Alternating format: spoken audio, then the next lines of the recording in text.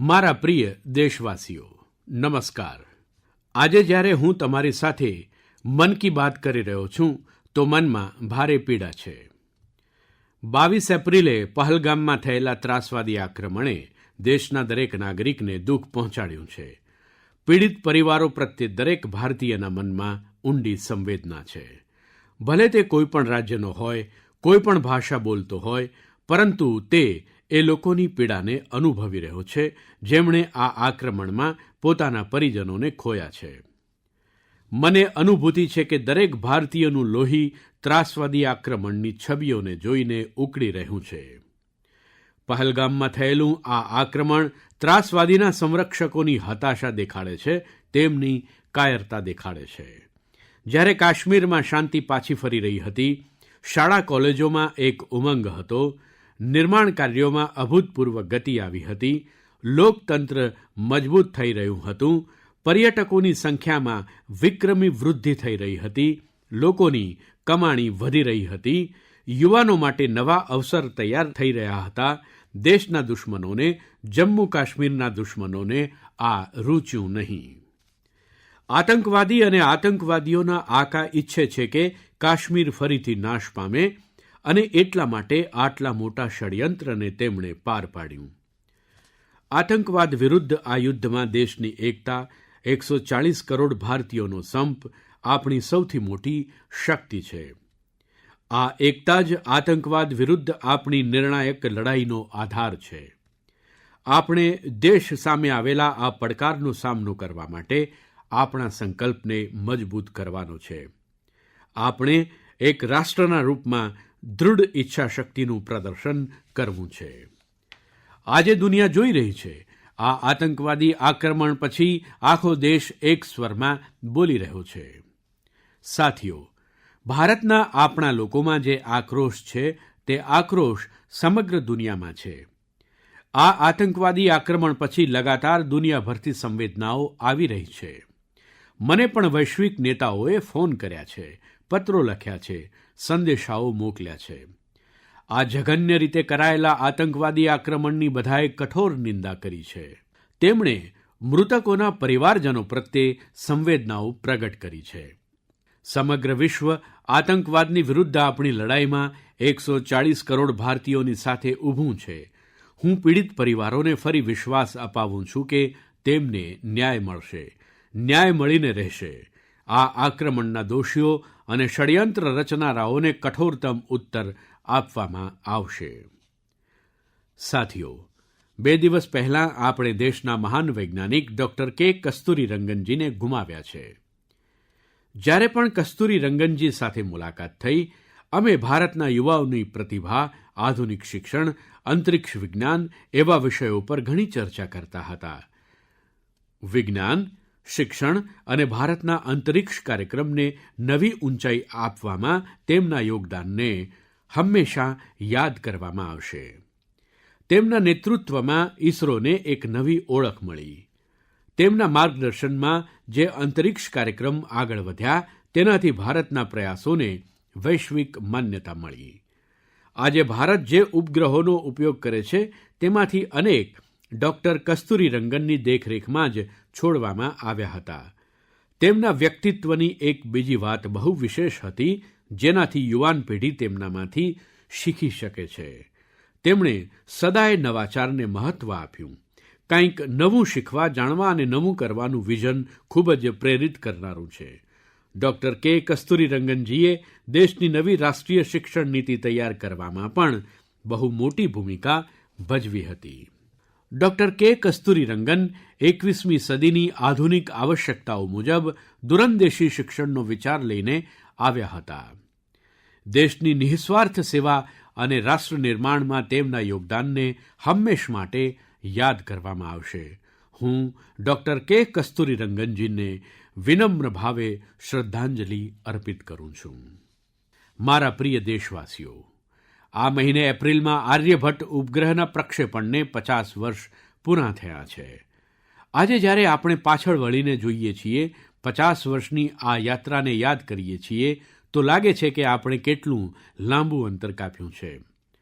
અંતરિક્ષમાં ભારતના સપનાઓની આ ઉડાન એક સમયે માત્ર જોશ સાથે શરૂ થઈ હતી. રાષ્ટ્ર માટે કંઈક કરી છૂટવાની લાગણી ધરાવતા કેટલાક યુવાન વૈજ્ઞાનિકો, તેમની પાસે ન તો આજ જેવા આધુનિક સંસાધનો હતાં, ન તો દુનિયાની ટેકનોલોજી સુધી એવી કોઈ પહોંચ હતી. જો કંઈ હતું તો તે હતી પ્રતિભા, લગન, મહેનત અને દેશ માટે કંઈક કરી છૂટવાની ધગશ. બળદગાડા અને સાયકલો પર મહત્ત્વના નાજુક સાધનોને પોતે લઈને જતા આપણા વૈજ્ઞાનિકોની છબીઓને તમે પણ જોઈ હશે. તે લગન અને રાષ્ટ્ર સેવાની ભાવનાનું પરિણામ છે કે આજે આટલું બધું બદલાઈ ગયું છે. આજે ભારત એક વૈશ્વિક અંતરિક્ષ મહાસત્તા બની ચૂક્યું છે. આપણે એક સાથે 104 ઉપગ્રહોને પ્રક્ષેપિત કરવાનો એક વિક્રમ બનાવ્યો છે. આપણે ચંદ્રમાના દક્ષિણ ધ્રુવ પર પહોંચનારા પહેલા દેશ બન્યા છીએ. ભારતે માર્સ ઓર્બિટર મિશન છોડ્યું છે અને આપણે આદિત્ય L1 મિશન દ્વારા સૂર્યના ઘણા નજીક પહોંચ્યા છીએ. આજે ભારત પૂરી દુનિયામાં સૌથી ઓછા ખર્ચે પરંતુ સફળ અંતરિક્ષ કાર્યક્રમનું નેતૃત્વ કરી રહ્યું છે. દુનિયાના અનેક દેશો પોતાના ઉપગ્રહો અને અંતરિક્ષ મિશન માટે ઇસરોની સહાય લે છે. સાથીઓ, જ્યારે આપણે ઇસરો દ્વારા કોઈપણ ઉપગ્રહનું પ્રક્ષેપણ જોઈએ છીએ તો આપણે ગર્વ અનુભવીએ છીએ. આવી જ અનુભૂતિ મને ત્યારે થઈ જ્યારે હું 2014માં PSLV-C-23ના પ્રક્ષેપણનો સાક્ષી બન્યો હતો. 2019માં ચંદ્રયાન 2ના ઉતરાણ વખતે પણ હું બેંગલુરુના ઇસરો કેન્દ્રમાં હાજર હતો. તે સમયે ચંદ્રયાનને એ અપેક્ષિત સફળતા નહોતી મળી, ત્યારે વૈજ્ઞાનિકો માટે તે ખૂબ જ મુશ્કેલ ઘડી હતી. પરંતુ હું મારી આંખોથી વૈજ્ઞાનિકોના ધૈર્ય અને કંઈક કરી છૂટવાની ધગશ પણ જોઈ રહ્યો હતો અને કેટલાંક વર્ષો પછી પૂરી દુનિયાએ પણ જોયું કે કેવી રીતે તે જ વૈજ્ઞાનિકોએ ચંદ્રયાન 3ને સફળ કરીને દેખાડ્યું. સાથીઓ, હવે ભારતે પોતાના અંતરિક્ષ ક્ષેત્રને ખાનગી ક્ષેત્ર માટે ખોલી નાખ્યું છે. આજે ઘણા બધા યુવાનો અંતરિક્ષ સ્ટાર્ટઅપમાં નવા ઝંડા લહેરાવી રહ્યા છે. 10 વર્ષ પહેલાં આ ક્ષેત્રમાં માત્ર એક જ કંપની હતી, પરંતુ આજે દેશમાં 350થી વધુ સ્પેસ સ્ટાર્ટઅપ કામ કરી રહ્યા છે. આવનારો સમય અંતરિક્ષમાં ઘણી બધી નવી સંભાવનાઓ લઈને આવી રહ્યો છે. ભારત નવી ઊંચાઈઓને સ્પર્શવાનું છે. દેશ ગગનયાન, સ્પેડેક્સ અને ચંદ્રયાન 4 જેવા અનેક મહત્ત્વપૂર્ણ મિશનની તૈયારીઓમાં લાગેલો છે. આપણે વિનસ ઓર્બિટર મિશન અને માર્સ લેન્ડર મિશન પર પણ કામ કરી રહ્યા છીએ. આપણા અંતરિક્ષ વૈજ્ઞાનિકો પોતાના ઇનોવેશનથી દેશવાસીઓને નવો ગર્વ આપવાના છે. સાથીઓ, ગત મહિને મ્યાનમારમાં આવેલા ભૂકંપની ભયાવહ છબીઓ તમે અવશ્ય જોઈ હશે. ભૂકંપથી ત્યાં બહુ મોટો વિનાશ સર્જાયો. કાટમાળમાં ફસાયેલા લોકો માટે એક એક શ્વાસ, એક એક પળ કિંમતી હતી. આથી ભારતે મ્યાનમારના આપણા ભાઈઓ બહેનો માટે તરત જ ઓપરેશન બ્રહ્મા શરૂ કર્યું. વાયુસેનાના વિમાનોથી લઈને નૌસેનાના જહાજો પણ મ્યાનમારની મદદ માટે રવાના થઈ ગયા. ત્યાં ભારતીય ટીમે એક ફિલ્ડ હોસ્પિટલ તૈયાર કરી. એન્જિનિયરોની એક ટીમે મહત્ત્વપૂર્ણ ઇમારતો અને ઇન્ફ્રાસ્ટ્રક્ચરને થયેલા નુકસાનનું મૂલ્યાંકન કરવામાં મદદ કરી. ભારતીય ટીમે ત્યાં ધાબળા, તંબુ, સ્લીપિંગ બેગ્સ, દવાઓ, ખાણીપીણીના સામાન સાથે જ બીજી ઘણી બધી ચીજો પૂરી પાડી. આ દરમિયાન ભારતીય ટીમને ત્યાંના લોકો તરફથી ઘણી પ્રશંસા પણ મળી. સાથીઓ, આ સંકટમાં સાહસ, ધૈર્ય અને સૂઝબૂઝના અનેક હૃદયસ્પર્શી ઉદાહરણ જોવા મળ્યા. ભારતીય ટીમે 70 વર્ષથી વધુ વયના એક વૃદ્ધાને બચાવ્યા, જે કાટમાળમાં 18 કલાકથી દબાયેલા હતા. જે લોકો અત્યારે ટીવી પર મન કી બાત જોઈ રહ્યા છે, તેમને આ વૃદ્ધાનો ચહેરો પણ દેખાઈ રહ્યો હશે. ભારતથી ગયેલી ટીમે તેમના ઓક્સિજન લેવલને સ્થિર કરવાથી લઈને ફ્રેક્ચરની સારવાર સુધી ઉપચારની દરેક સુવિધા ઉપલબ્ધ કરાવી. જ્યારે આ વૃદ્ધાને હોસ્પિટલમાંથી રજા મળી તો તેમણે આપણી ટીમનો ખૂબ આભાર માન્યો. તેઓ બોલ્યા કે ભારતીય બચાવ દળના કારણે તેમને નવું જીવન મળ્યું છે. ઘણા લોકોએ આપણી ટીમને જણાવ્યું કે તેમના કારણે તેઓ પોતાના મિત્રો અને સગા સંબંધીઓને શોધી શક્યા. સાથીઓ, ભૂકંપ પછી મ્યાનમારમાં માંડલેના એક મઠમાં અનેક લોકો ફસાયેલા હોવાની આશંકા હતી. આપણા સાથીઓએ ત્યાં પણ રાહત અને બચાવ અભિયાન ચલાવ્યું. તેના કારણે તેમને બૌદ્ધ ભિક્ષુઓના ખૂબ જ આશીર્વાદ મળ્યા. આપણને ઓપરેશન બ્રહ્મામાં ભાગ લેનારા બધા લોકો પર ઘણો ગર્વ છે. આપણી પરંપરા છે, આપણા સંસ્કારો છે, વસુધૈવ કુટુંબકમની ભાવના. પૂરી દુનિયા એક પરિવાર છે. સંકટના સમયે વિશ્વમિત્રના રૂપમાં ભારતની તત્પરતા અને માનવતા માટે ભારતની પ્રતિબદ્ધતા આપણી ઓળખ બની રહી છે. સાથીઓ, મને આફ્રિકાના ઇથિયોપિયામાં પ્રવાસી ભારતીયોના એક અભિનવ પ્રયાસની જાણકારી મળી છે. ઇથિયોપિયામાં રહેનારા ભારતીયોએ એવા બાળકોને ઉપચાર માટે ભારત મોકલવાની પહેલ કરી છે જે જન્મથી જ હૃદયની બીમારીથી પીડિત છે. આવા ઘણા બાળકોની ભારતીય પરિવારો દ્વારા આર્થિક મદદ પણ કરવામાં આવી રહી છે. જો કોઈ બાળકનો પરિવાર પૈસાના કારણે ભારત આવવામાં અસમર્થ હોય તો તેમની પણ વ્યવસ્થા આપણા ભારતીય ભાઈઓ બહેનો કરી રહ્યા છે. પ્રયત્ન એ છે કે ગંભીર બીમારી સામે ઝઝૂમી રહેલા ઇથિયોપિયાના દરેક જરૂરિયાતવાળા બાળકોને શ્રેષ્ઠ ઉપચાર મળે. પ્રવાસી ભારતીયોના આ ભલાઈના કાર્યને ઇથિયોપિયામાં ભરપૂર પ્રશંસા મળી રહી છે. તમે જાણો છો કે ભારતમાં મેડિકલ સુવિધાઓ વધુ સારી થઈ રહી છે. તેનો લાભ બીજા દેશના નાગરિકો પણ ઉઠાવી રહ્યા છે. સાથીઓ, કેટલાક જ દિવસ પહેલાં ભારતે અફઘાનિસ્તાનના લોકો માટે મોટી સંખ્યામાં રસીઓ મોકલી છે. આ રસી રેબિઝ, ટીટેનસ, હિપેટાઇટિસ બી અને ઇન્ફ્લુએન્ઝા જેવી ભયાવહ બીમારીઓથી બચાવમાં કામ આવશે. ભારતે આ જ સપ્તાહમાં નેપાળના અનુરોધ પર ત્યાં દવાઓ અને રસીઓની મોટી ખેપ મોકલી છે. તેનાથી થેલેસેમિયા અને સિકલ સેલ રોગના દર્દીઓ માટે વધુ સારો ઉપચાર સુનિશ્ચિત થશે. જ્યારે પણ માનવતાની સેવાની વાત આવે છે તો ભારત સદા તેમાં આગળ રહે છે અને ભવિષ્યમાં પણ આવી દરેક જરૂરિયાતમાં સદા આગળ જ રહેશે. સાથીઓ, હમણાં આપણે આપદા પ્રબંધનની વાત કરી રહ્યા હતા અને કોઈપણ પ્રાકૃતિક આપત્તિને પહોંચી વળવામાં ખૂબ જ મહત્ત્વપૂર્ણ હોય છે આપણી એલર્ટનેસ, આપણું સચેત રહેવું. આ એલર્ટનેસમાં હવે આપણને આપણા મોબાઇલની એક સ્પેશિયલ એપથી મદદ મળી શકે છે. આ એપ આપણને કોઈ પ્રાકૃતિક આપત્તિમાં ફસાવાથી બચાવી શકે છે અને તેનું નામ પણ છે સચેત એપ. ભારતના રાષ્ટ્રીય આપદા પ્રબંધન પ્રાધિકરણે તૈયાર કરી છે. પૂર, ચક્રાવાત, ભૂસ્ખલન, સુનામી, દાવાનળ, હિમસ્ખલન, વાવાઝોડું, તોફાન કે પછી વીજ પ્રપાત જેવી આપત્તિઓ હોય, સચેત એપ તમને દરેક રીતે માહિતગાર અને સુરક્ષિત રાખવાનો પ્રયાસ કરે છે. આ એપના માધ્યમથી તમે હવામાન વિભાગ સાથે જોડાયેલી નવીન જાણકારી પ્રાપ્ત કરી શકો છો. વિશેષ વાત એ છે કે સચેત એપ ક્ષેત્રીય ભાષાઓમાં પણ ઘણી બધી જાણકારીઓ ઉપલબ્ધ કરાવે છે. આ એપનો તમે પણ ફાયદો ઉઠાવો અને પોતાનો અનુભવ અમને જરૂર જણાવો. મારા પ્રિય દેશવાસીઓ, આજે આપણે સમગ્ર દુનિયામાં ભારતની પ્રશંસા થતાં જોઈએ છીએ. ભારતના યુવાનોએ ભારત પ્રત્યે વિશ્વનો દૃષ્ટિકોણ બદલી નાખ્યો છે અને કોઈ પણ દેશના યુવાનોની રુચિ કઈ તરફ છે, ક્યાં છે, તેનાથી ખબર પડે છે કે દેશનું ભવિષ્ય કેવું હશે. આજે ભારતનો યુવાન વિજ્ઞાન, ટેકનોલોજી અને ઇનોવેશનની તરફ આગળ વધી રહ્યો છે. એવા ક્ષેત્ર જેની ઓળખ પહેલાં પછાતપણા અને બીજા કારણોથી થતી હતી, ત્યાં પણ યુવાનોએ એવાં ઉદાહરણ પ્રસ્તુત કર્યાં છે જે આપણને નવો વિશ્વાસ અપાવે છે. છત્તીસગઢના દંતેવાડાનું વિજ્ઞાન કેન્દ્ર આજકાલ બધાનું ધ્યાન ખેંચી રહ્યું છે.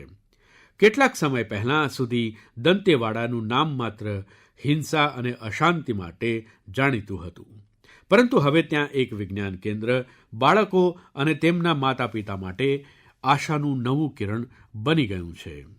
આ વિજ્ઞાન કેન્દ્રમાં જવાનું બાળકોને ખૂબ જ ગમે છે. તેઓ હવે નવા મશીનો બનાવવાથી માંડીને ટેકનોલોજીનો ઉપયોગ કરીને નવી પ્રોડક્ટ્સ બનાવવાનું શીખી રહ્યા છે.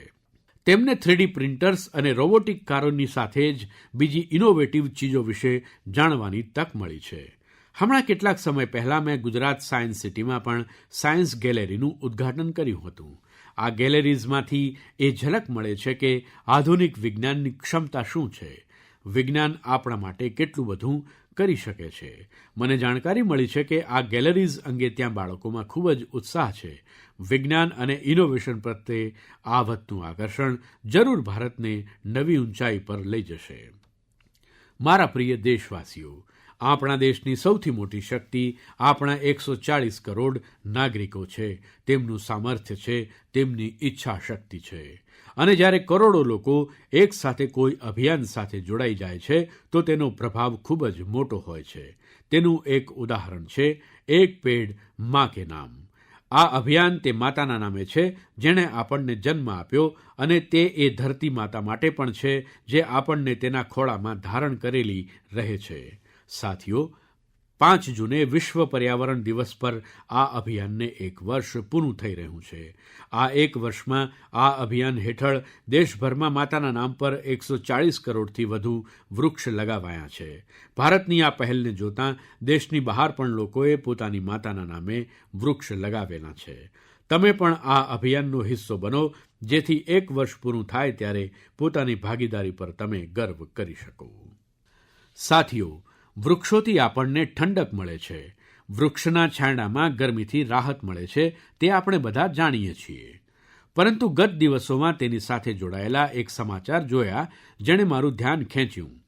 ગુજરાતના અમદાવાદ શહેરમાં ગત કેટલાંક વર્ષોમાં 70 લાખથી વધુ વૃક્ષો લગાવાયા છે. આ વૃક્ષોએ અમદાવાદમાં હરિયાળો વિસ્તાર ઘણો વધારી દીધો છે. તેની સાથોસાથ સાબરમતી નદી પર રિવરફ્રન્ટ બનવાથી અને કાંકરિયા તળાવ જેવા કેટલાક તળાવના પુનઃનિર્માણથી ત્યાં જળાશયોની સંખ્યા પણ વધી ગઈ છે. હવે સમાચાર અહેવાલો કહે છે કે ગત કેટલાંક વર્ષોમાં અમદાવાદ વૈશ્વિક ગરમી સામે લડાઈ લડનારા પ્રમુખ શહેરોમાંનું એક બની ગયું છે. આ પરિવર્તનને, વાતાવરણમાં આવેલી શીતળતાને ત્યાંના લોકો પણ અનુભવી રહ્યા છે. અમદાવાદમાં લગાવાયેલા વૃક્ષો ત્યાં નવી પ્રસન્નતા લાવવાનું કારણ બની રહ્યા છે. મારો આપ સૌને ફરી અનુરોધ છે કે ધરતીનું સ્વાસ્થ્ય સારું રાખવા માટે, આબોહવા પરિવર્તનના પડકારોનો હલ લાવવા માટે અને પોતાના બાળકોનું ભવિષ્ય સુરક્ષિત રાખવા માટે વૃક્ષ જરૂર લગાવો. એક પેડ માં કે નામ. સાથીઓ, એક જૂની કહેવત છે કે મન હોય તો માળવે જવાય. જ્યારે આપણે કંઈક નવું કરવાનું નક્કી કરી લઈએ છીએ તો ગંતવ્ય સ્થાન જરૂર મળી જાય છે. તમે પહાડો પર ઉગતા સફરજન તો ઘણા ખાધા હશે, પરંતુ જો હું તમને પૂછું કે શું તમે કર્ણાટકના સફરજનનો સ્વાદ ચાખ્યો છે, તો તમને નવાઈ લાગશે. સામાન્ય રીતે આપણે સમજીએ છીએ કે સફરજનનું ઉત્પાદન પહાડ પર જ થાય છે, પરંતુ કર્ણાટકના બાગલકોટમાં રહેતા શ્રી શૈલ તેલીજીએ મેદાનમાં સફરજન ઉગાડ્યા છે. તેમના કુલાલી ગામમાં 35 ડિગ્રીથી વધુ તાપમાનમાં પણ સફરજનના વૃક્ષ ફળ આપવા લાગ્યા છે. વાસ્તવમાં શ્રી શૈલ તેલીને ખેતીનો શોખ હતો, તો તેમણે સફરજનની ખેતીને પણ કરી જોવાનો પ્રયાસ કર્યો અને તેમને તેમાં સફળતા મળી પણ ગઈ. આજે તેમના લગાવેલા સફરજનના વૃક્ષો પર ઘણી સંખ્યામાં સફરજન ઉગે છે, જેને વેચીને તેમને સારી કમાણી પણ થઈ રહી છે. સાથીઓ, હવે જ્યારે સફરજનની ચર્ચા થઈ રહી છે તો તમે કિન્નૌરી સફરજનનું નામ અવશ્ય સાંભળ્યું હશે. સફરજન માટે જાણીતા કિન્નૌરમાં કેસરનું ઉત્પાદન થવા લાગ્યું છે. સામાન્ય રીતે હિમાચલમાં કેસરની ખેતી ઓછી થતી હતી, પરંતુ હવે કિન્નૌરની સુંદર સાંગલા ખીણમાં પણ કેસરની ખેતી થવા લાગી. આવું જ એક ઉદાહરણ કેરળના વાયનાડનું છે. ત્યાં પણ કેસર ઉગાડવામાં સફળતા મળી છે. અને વાયનાડમાં આ કેસર કોઈ ખેતર કે માટીમાં નહીં, પરંતુ એરોપોનિક્સ ટેકનિકથી ઉગાડવામાં આવે છે. આવું જ આશ્ચર્યજનક કામ લીચીના ઉત્પાદન સાથે થયું છે. આપણે તો સાંભળતા હતા કે લીચી બિહાર, પશ્ચિમ બંગાળ કે ઝારખંડમાં ઉગે છે, પરંતુ હવે લીચીનું ઉત્પાદન દક્ષિણ ભારત અને રાજસ્થાનમાં પણ થઈ રહ્યું છે. તમિલનાડુના થિરુવિરા અરાસુ કોફીની ખેતી કરતા હતા. કોડાઈ કેનાલમાં તેમણે લીચીના વૃક્ષો લગાવ્યા અને તેમની 7 વર્ષની મહેનત પછી હવે તે વૃક્ષો પર ફળ આપવા લાગ્યા. લીચી ઉગાડવામાં મળેલી સફળતાએ આસપાસના બીજા ખેડૂતોને પણ પ્રેરિત કર્યા છે. રાજસ્થાનમાં જીતેન્દ્રસિંહ રાણાવતને લીચી ઉગાડવામાં સફળતા મળી છે. આ બધા ઉદાહરણો ખૂબ જ પ્રેરિત કરનારા છે. જો આપણે કંઈક નવું કરવાનો સંકલ્પ કરી લઈએ અને મુશ્કેલીઓ છતાં અડગ રહીએ તો અસંભવને પણ સંભવ કરી શકાય છે. મારા પ્રિય દેશવાસીઓ, આજે એપ્રિલનો અંતિમ રવિવાર છે. થોડા જ દિવસોમાં મે મહિનો શરૂ થવાનો છે. હું તમને આજથી 108 વર્ષ પાછળ લઈ જઉં છું. વર્ષ 1917 એપ્રિલ અને મે, આ 2 મહિનામાં દેશની સ્વતંત્રતાની એક અનોખી લડાઈ થઈ હતી. અંગ્રેજોના અત્યાચાર ચરમસીમાએ હતા. ગરીબો, વંચિતો અને ખેડૂતોનું શોષણ અમાનવીય સ્તરને પણ પાર કરી ચૂક્યું હતું. બિહારની ઉપજાઉ ધરતી પર આ અંગ્રેજો ખેડૂતોને ગળીની ખેતી માટે મજબૂર કરી રહ્યા હતા. ગળીની ખેતીના કારણે ખેડૂતોના ખેતર ઉજ્જડ થઈ રહ્યા હતા, પરંતુ અંગ્રેજી શાસનને તેની કોઈ પડી નહોતી. આવી સ્થિતિમાં 1917માં ગાંધીજી બિહારના ચંપારણ પહોંચે છે. ખેડૂતોએ ગાંધીજીને જણાવ્યું, અમારી જમીન ખરાબ થઈ રહી છે, ખાવા માટે અનાજ નથી મળી રહ્યું. લાખો ખેડૂતોની આ પીડાથી ગાંધીજીના મનમાં એક સંકલ્પ ઉઠ્યો. ત્યાંથી ચંપારણનો ઐતિહાસિક સત્યાગ્રહ શરૂ થયો. ચંપારણ સત્યાગ્રહ એ બાપુનો ભારતમાં પહેલો મોટો પ્રયોગ હતો. બાપુના સત્યાગ્રહથી સમગ્ર અંગ્રેજી શાસન હચમચી ગયું. અંગ્રેજોને ગળીની ખેતી માટે ખેડૂતોને મજબૂર કરનારો કાયદો સ્થગિત કરવો પડ્યો. આ એક એવી જીત હતી જેનાથી સ્વતંત્રતાની લડાઈમાં નવો વિશ્વાસ ફૂંકાયો. તમે બધા જાણતા હશો કે આ સત્યાગ્રહમાં મોટું યોગદાન બિહારના એક બીજા સપૂતનું પણ હતું, જે સ્વતંત્રતા પછી દેશના પ્રથમ રાષ્ટ્રપતિ બન્યા. તે મહાન વિભૂતિ હતા ડૉક્ટર રાજેન્દ્ર પ્રસાદ. તેમણે ચંપારણ સત્યાગ્રહ પર એક પુસ્તક પણ લખ્યું, સત્યાગ્રહ ઇન ચંપારણ. આ પુસ્તક દરેક યુવાને વાંચવું જોઈએ. ભાઈઓ બહેનો, એપ્રિલમાં જ સ્વતંત્રતા સંગ્રામની લડાઈના અનેક બીજા અમિટ અધ્યાયો જોડાયેલા છે. એપ્રિલની 6 તારીખે જ ગાંધીજીની દાંડી યાત્રા સંપન્ન થઈ હતી. 12 માર્ચથી શરૂ થઈને 24 દિવસ સુધી ચાલેલી આ યાત્રાએ અંગ્રેજોને હચમચાવી મૂક્યા હતા. એપ્રિલમાં જ જલિયાંવાલા બાગ નરસંહાર થયો હતો. પંજાબની ધરતી પર આ રક્તરંજિત ઇતિહાસના નિશાનો આજે પણ પ્રવર્તમાન છે. સાથીઓ, થોડા જ દિવસોમાં 10 મેએ પ્રથમ સ્વતંત્રતા સંગ્રામની વર્ષગાંઠ પણ આવનાર છે. સ્વતંત્રતાની આ પહેલી લડાઈમાં જે તણખો પ્રગટ્યો હતો તે આગળ વધીને લાખો સેનાનીઓ માટે મશાલ બની ગયો. હમણાં 26 એપ્રિલે આપણે 1857ની ક્રાંતિના મહાન નાયક બાબુ વીરકુંવરસિંહજીની પુણ્યતિથિ પણ મનાવી છે. બિહારના મહાન સેનાનીથી સમગ્ર દેશને પ્રેરણા મળે છે. આપણે આવા જ લાખો સ્વતંત્રતા સેનાનીઓની અમર પ્રેરણાને જીવિત રાખવાની છે. આપણને તેમનામાંથી જે ઊર્જા મળે છે તે અમૃતકાળના આપણા સંકલ્પોને નવી મજબૂતી આપે છે. સાથીઓ, મન કી બાતની આ લાંબી યાત્રામાં તમે આ કાર્યક્રમની સાથે એક આત્મીય સંબંધ બનાવી લીધો છે. દેશવાસી જે ઉપલબ્ધિ બીજા સાથે વહેંચવા માંગતા હોય તેને મન કી બાતના માધ્યમથી લોકો સુધી પહોંચાડાય છે. આગામી મહિને આપણે ફરી મળીને દેશની વિવિધતાઓ, ગૌરવશાળી પરંપરાઓ અને નવી ઉપલબ્ધિઓ પર વાત કરીશું. આપણે એવા લોકો વિશે જાણીશું જે પોતાના સમર્પણ અને સેવા ભાવનાથી સમાજમાં પરિવર્તન લાવી રહ્યા છે. સદાની જેમ તમે અમને તમારા વિચાર અને સૂચનો મોકલતા રહેજો. ધન્યવાદ. નમસ્કાર.